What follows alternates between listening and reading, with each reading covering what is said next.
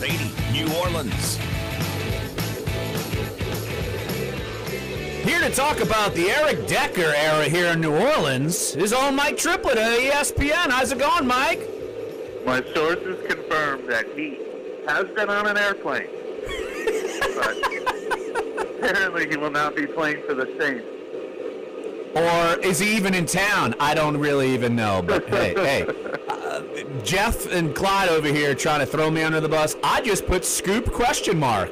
I was like, someone find out about this. Go for it. And he never played here and may never play here again. So, Mike, appreciate you jumping on the show. Saints have certainly been active in free agency, and the big question mark right now is Ndamukong Suh. Visited the Saints, visited the Titans, and is reportedly visiting with the Rams. Your thoughts on a potential union with Suh?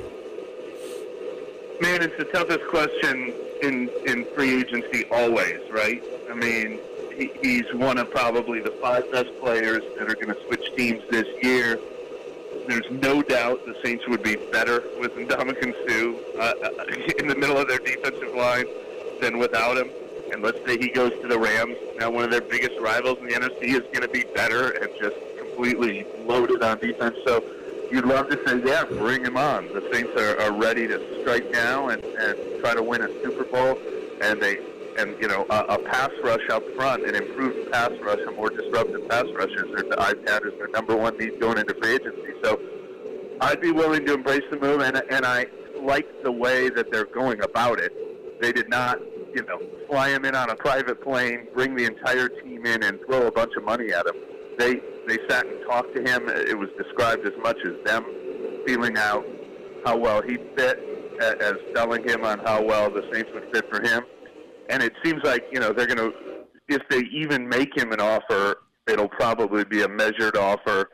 They let him go leave and visit other teams. So, they're being smart but aggressive, and that's why they wanted Jimmy Graham, but they had a dollar figure they didn't want to go above, and they let him get away. They visited Muhammad Wilkerson, but they let him get away. So, it's not a no-brainer to just throw $12, $13 million at a guy who obviously did not turn things around for the Miami Dolphins. He would fit really well, but obviously there's got to be a line where they don't want to go past. Trip, how do we view the interest in Ndamukong Suh in relation or in regard to the Saints' feelings about, say, Sheldon Rankins or David Onyemata, Tyler Davis? I mean, how do you view that? Well, I think clearly they think a rotation, there's room for a rotation at that position. I mean, they've long believed that some guys, 25, 30 snaps is the best way to use them and get the most out of them at the defensive tackle position. And remember, when they loved Sheldon Rankins last year, they spent 4 years, $28 million to re-sign Nick Fairley before finding out about his heart condition. So they wanted to go into last year with that rotation at defensive tackle too, and wound up being thinner than they wanted to be. And then free agency comes along, and they've now visited with Muhammad Wilkerson and Ndamukong Suh. So you can tell that is obviously a big priority for this team to have multiple pass rushers on the interior.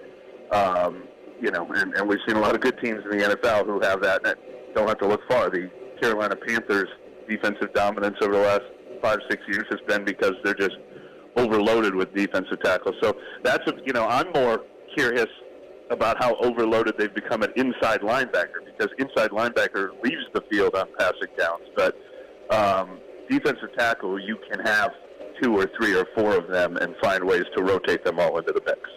Mike Triplett of ESPN joining us right here on Dunc and Holder. And you mentioned inside linebacker, and I noticed you had to do some grading of some free agents. And Demario Davis received a C- from one Michael Triplett. Just what are your thoughts on that? And like you said, it's crowded at inside linebacker now. Well, look, I'm going to get killed for this. It's probably the worst take I've ever had, because stick by it, man. Let's do it. He's probably going to be really good for the Saints. I mean, there's a good chance he will be there, but he should be their best linebacker this year. there's a good chance he'll play that middle linebacker position better than it's been played in 4 or 5 years. And so he'll have a great season, and everybody will see, you thought those guys Dunc, and that's not my point at all. I gave it a low grade because for 2 reasons. One, maybe it's retroactively giving a low grade to A.J. Klein signing last year, but they play the exact same position.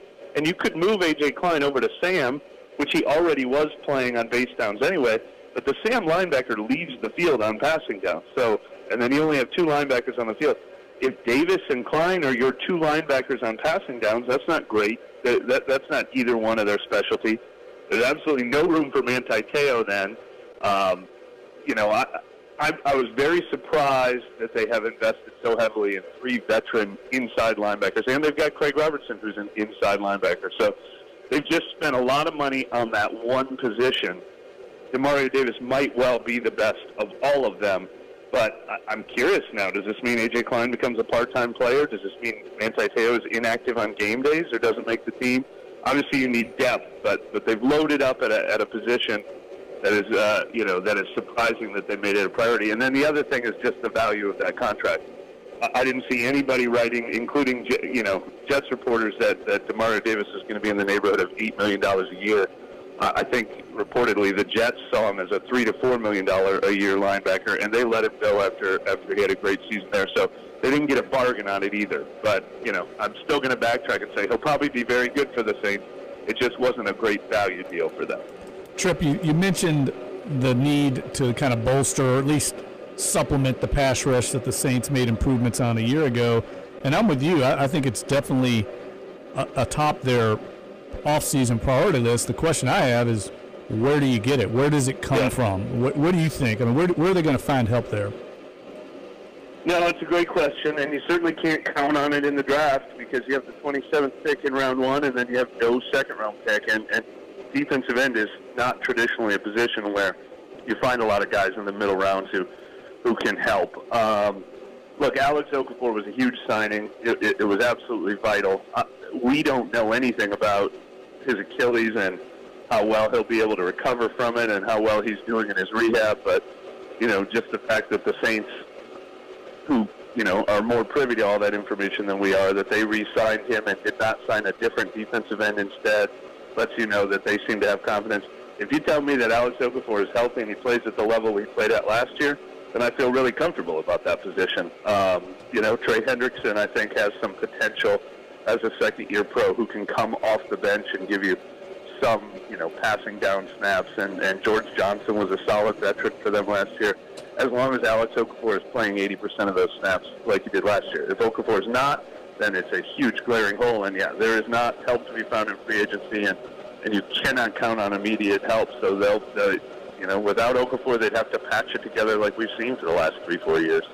Mike Triplett of ESPN joining us right here on Dunc and Holder. Mike, we have covered the trials and tribulations of one Patrick Robinson, and we've seen some high notes, plenty of low notes, and then he leaves, goes through a couple of teams, career renaissance in 1 year in Philadelphia, and he's back in New Orleans, and I thought it was very honest, and we've known Patrick Robinson to be brutally honest about himself, and that he certainly, when he was posed a question, did you think about what happened the last time you were here in New Orleans and now you're back? And he said yes. I mean, what do you make of that signing and just the path he's made his way back here to New Orleans?